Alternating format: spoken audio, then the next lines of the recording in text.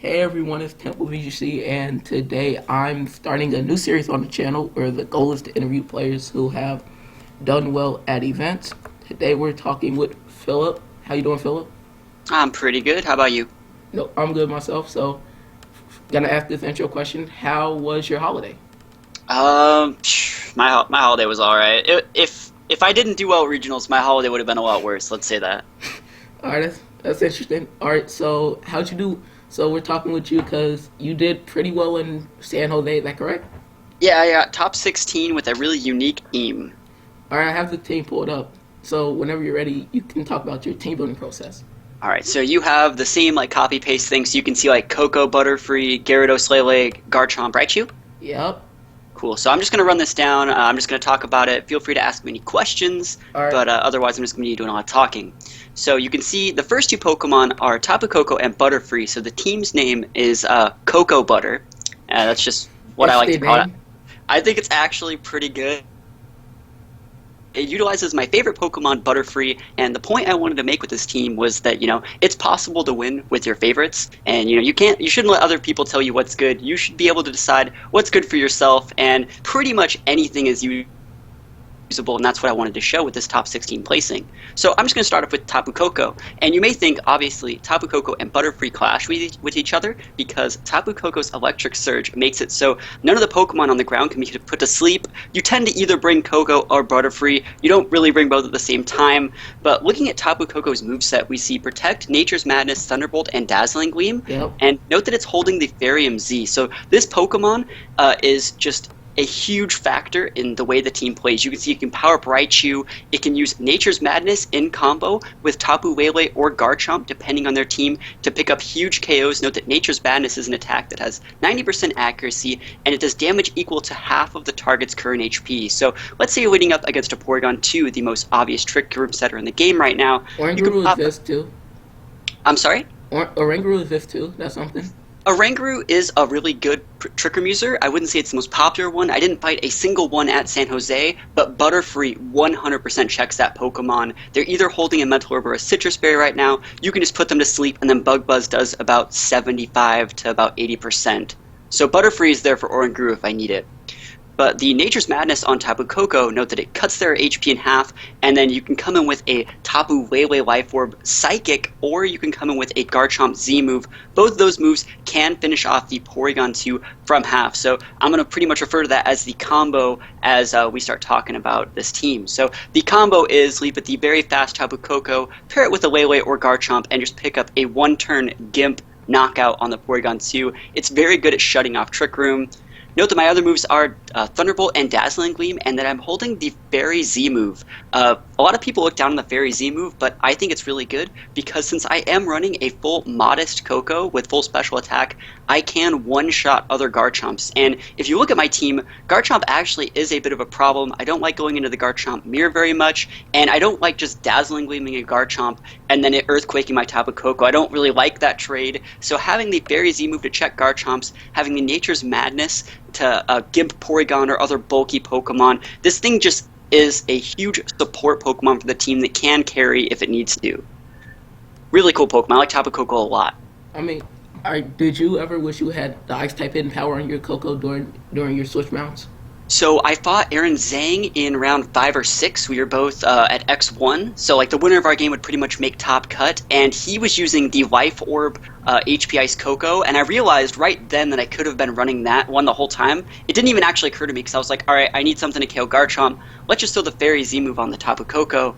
I guess I could have ran HP Ice, but I really do like having the Life Orb on my Tapu Lele because it gives me one-shot potential on Pokemon like Marowak, like Gastrodon if they're full defense, and it lets me do that Nature's Madness Psychic combo up onto even the bulkiest full HP special defense Porygon 2s. So I guess looking back on it, there is potential for the HP Ice instead of the Fairy Z move.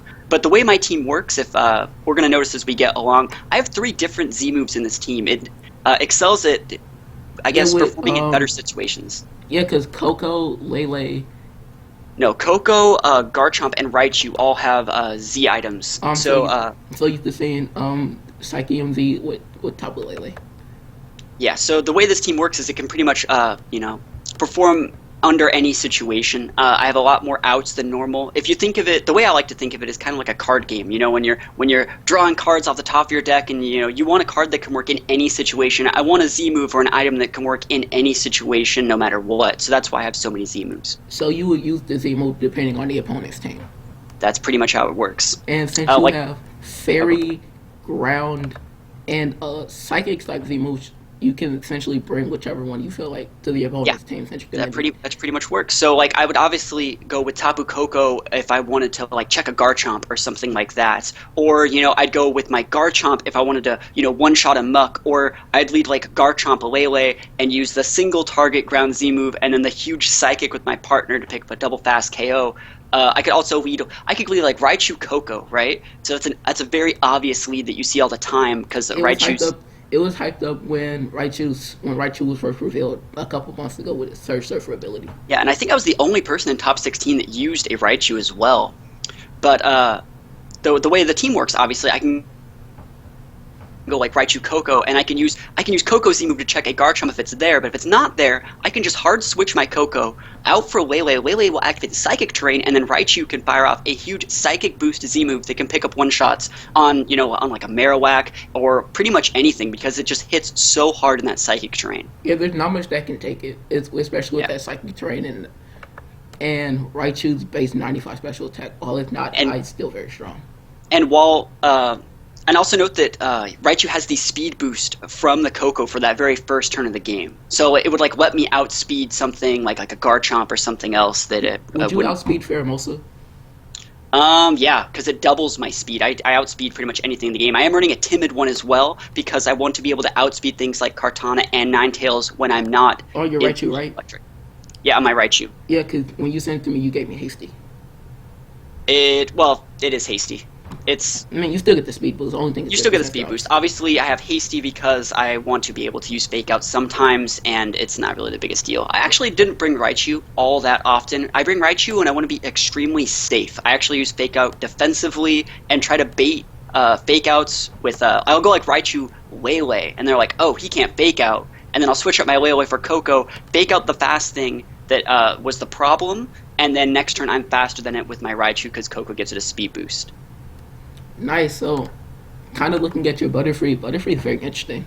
Yeah, Butterfree's my favorite Pokemon. I actually built the team around Butterfree. Note that its moves are Rage Powder, Tailwind, Sleep Powder, and Bug Buzz. It works similar to the way, an Amoonguss would run, or, I guess, like a Smeargle from 2016. It has Rage Powder instead of Follow Me. Some Smeargles were known to carry Tailwind, Sleep Powder instead of Dark Void, and actually Bug Buzz, believe it or not, it stabbed off Butterfree's base 90 special attack. It actually chunks things. It does, almost a little bit over a third to Bulu. Most Bulu sets, it, like I said, does about 80%. And most of them don't carry rock moves anyway, like Stone and Rock Slide. Every once in a while, it's the obvious things like Garchomp or the Crocodile thing that carry rock slides. And Butterfree actually can almost one-shot most Crocodiles that aren't Assault Vested because of its Dark typing. It does decent damage to Muck, and I just wanted to show that you can use pretty much anything and still get results. The reason why Butterfree is good is because of its Compound Eyes ability. This Pokemon's move to have their accuracy multiplied by 1.3, so it's pretty much slamming almost 100% accuracy Sleep Powders. I have missed a few Sleep Powders before. It does happen. Yeah, it's like 97%. And yeah, it's something ridiculous. And it's like you can use most things. Like, to be honest, most things in VGC won't do well if they're gonna be honestly outclassed by most things. That's the reason why Garchomp wasn't used much in 15 when Landers T essentially did the job, but better. Yeah.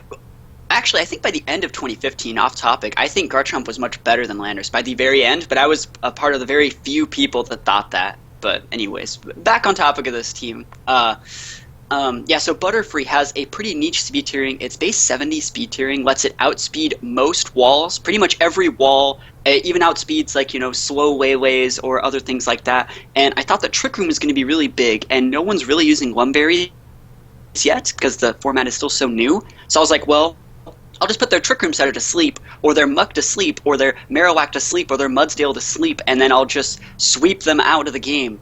And if they wake up, I'll just Rage Powder, or if they're faster than me, I'll Tailwind. So Butterfree is like a Swiss Army knife that pretty much lets me deal with any situation other than like double scarfed, or not double scarf, but like double things that are over base 100 are going to give Butterfree problems. And then in that situation, I would feed like Butterfree Raichu, go for like a fake out Tailwind, and then play the game from there.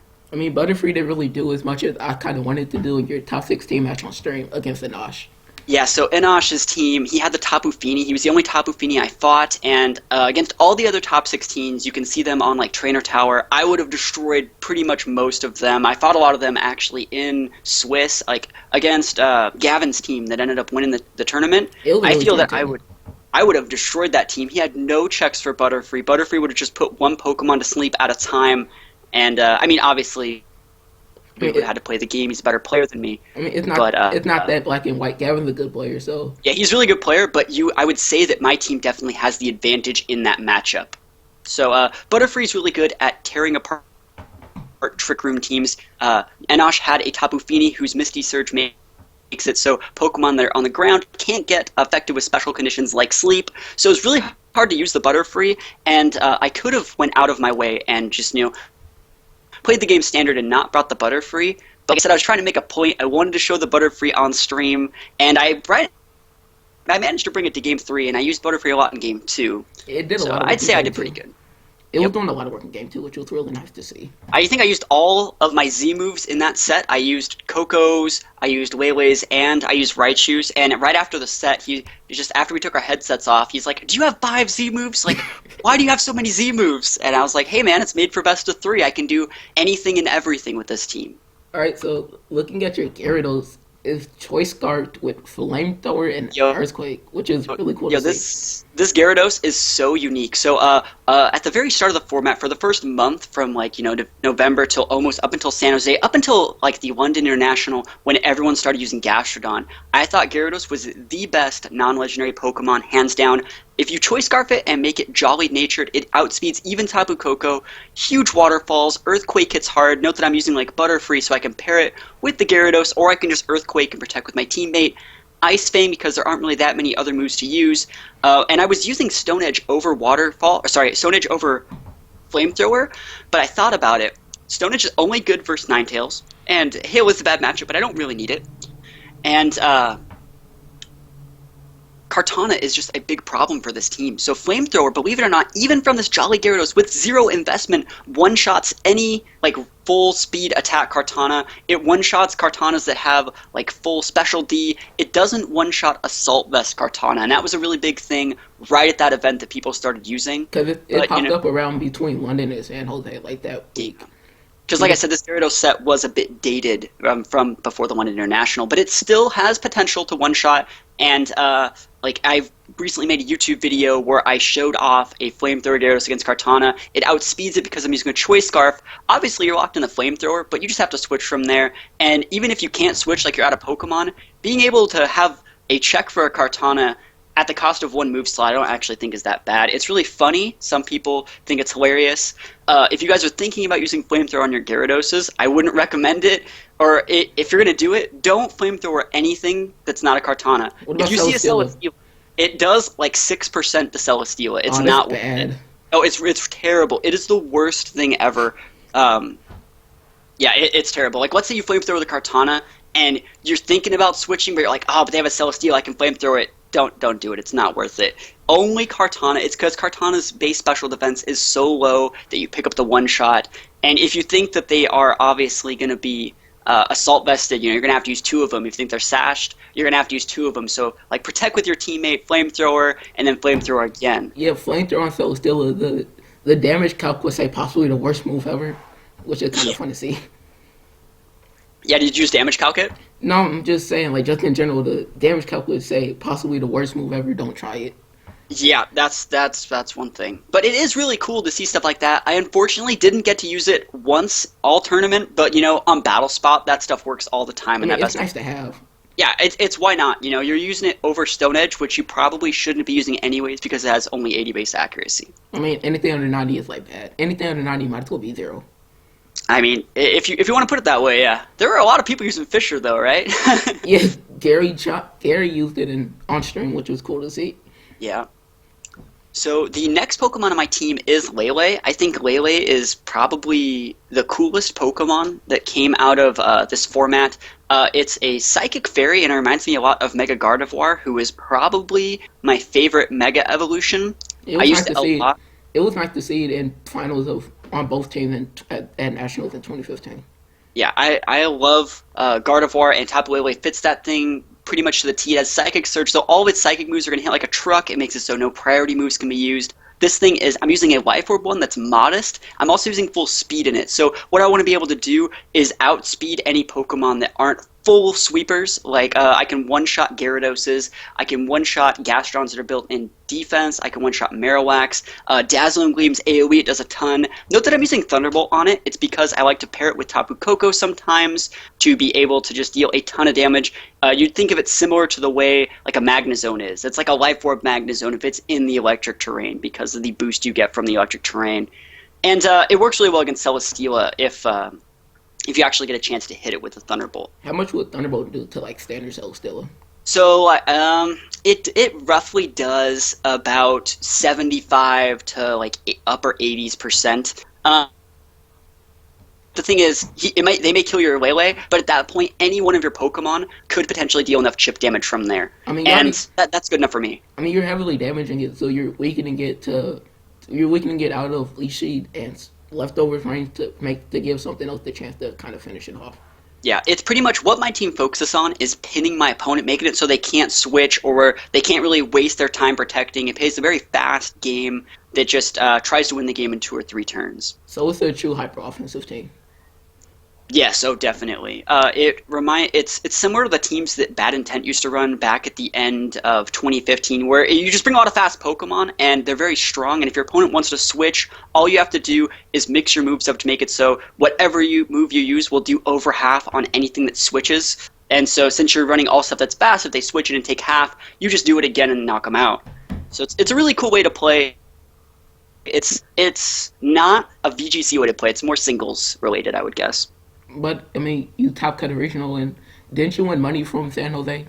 Yeah, I got a few hundred, but I've got a bunch of regionals using very unique teams. So it's not the first time I've used stuff like this to win, and it certainly won't be the last. Because I just don't like playing, I don't like playing with standard. I like thinking up my own stuff. All right, so next is Garchomp, and something I kind of noticed with your team is that none of your Pokemon really run any defense. They're mostly taking advantage of their natural bulk. Yeah, so they're all Pokemon, like I said, that are all sweepers. I think I have full speed investment in all 6 of them, and they're Do probably you? mostly natured. All your Pokemon are max speed, either with a boosted nature or just in general max speed. I think Coco and Lele are the only 2 that aren't boosted speed natures, but yeah, they're all incredibly fast. I think speed is the most important stat. Even if you're running Trick Room, like obviously your speed's the most important stat because you want to be as slow as possible. When you're running sweepers, you want to be as fast as possible.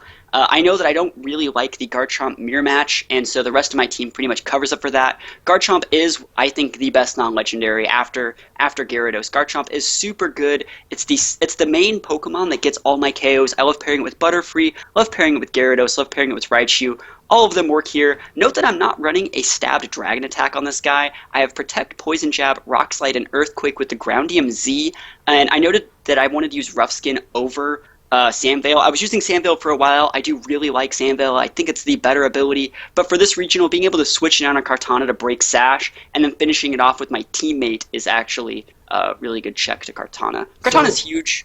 So what would you do with your Garchomp and a Garchomp mirror? Would you just accept that Garchomp's not going to win that, or go for a Rock Slide and hope for flinches?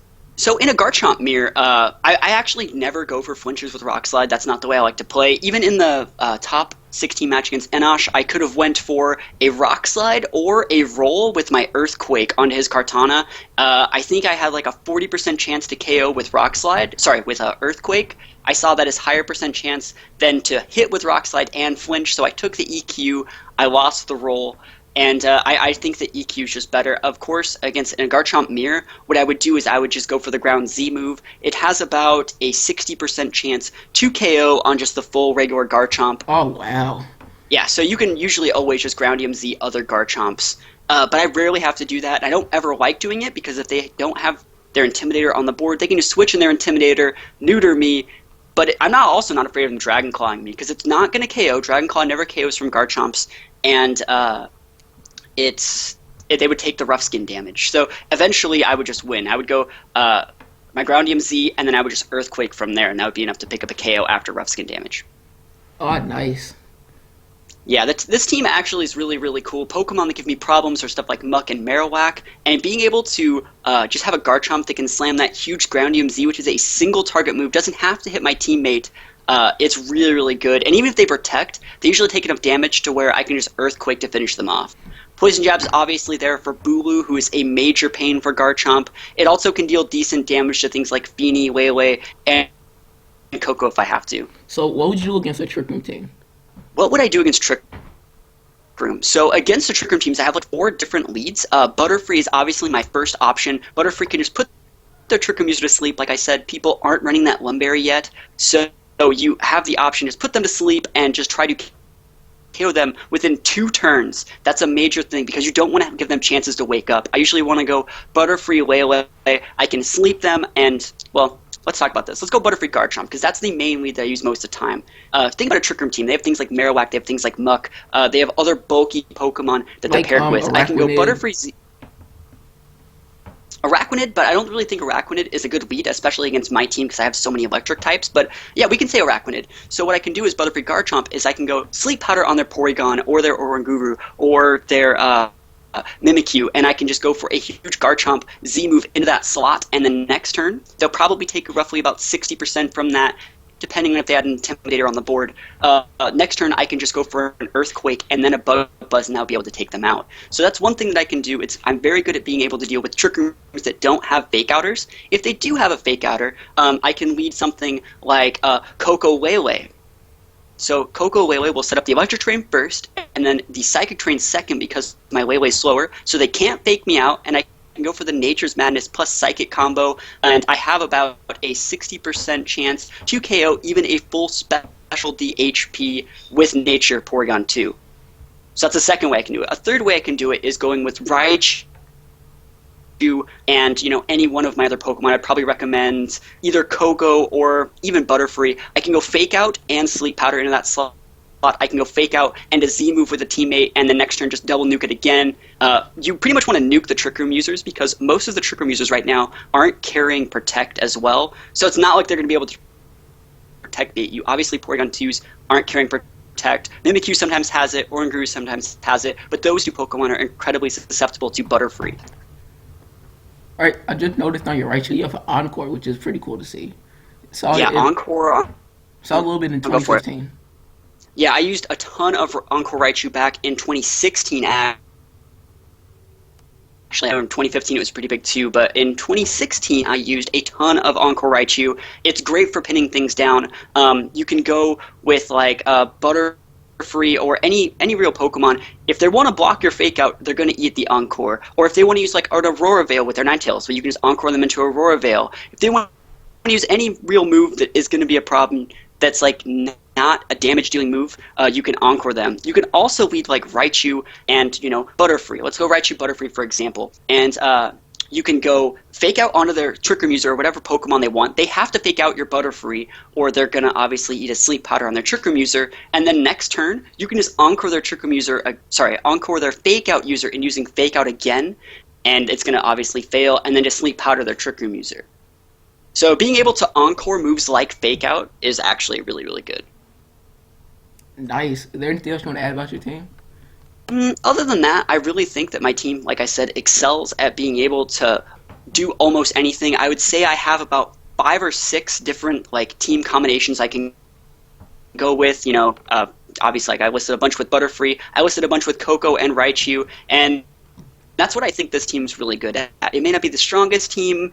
It may not be the most versatile, but it definitely has enough tricks up its sleeve to win a best of 3. Would you use it if San Jose was happening this weekend? Would you use it again? Oh yeah, I've won like 2. The little tournaments around like Showdown. They get 50 people or whatever. I've won like a few of those with this team already. People still aren't actually being prepared for Butterfree, and since Enosh and Gavin Michaels were the finals, since the format's just turning into full Trick Room, so Butterfree's actually better than ever right now. Yeah, because I think Barry Anderson used it in London. He didn't do too well, but I think he used it. I heard that he used it, but I think he uses a quiver dance one, and I really don't like that. I Yeah, think it the was best Quiver step Dance. Butterfree doesn't even use protect. You use Rage Powder, Tailwind, and Sleep Powder. It makes you like a Swiss Army knife. You can deal with anything. Yeah, he did use a quiver dance set. Yeah. 'Cause I think his But if Butterfree was more focused on just sweeping and overpowering his opponent to let Butterfree kind of just shine. Yeah, I think Butterfree is definitely a support Pokemon that lets your other Pokemon look a lot better. But that's just how I see it. Nice. All right, so I hope you guys enjoyed this. You can check out Philip's links in the description below. Where can they find you on Twitter? So I'm at NME, the letters NME underscore that's on Twitter. I also have YouTube. I stream on Twitch pretty much almost every day. So do me a favor and check those out if you guys like this team and want to see it in action. I'll link all those in the description below. You can check out my links in the description below. So I hope you guys enjoyed this, and I'll see you guys next time. Bye.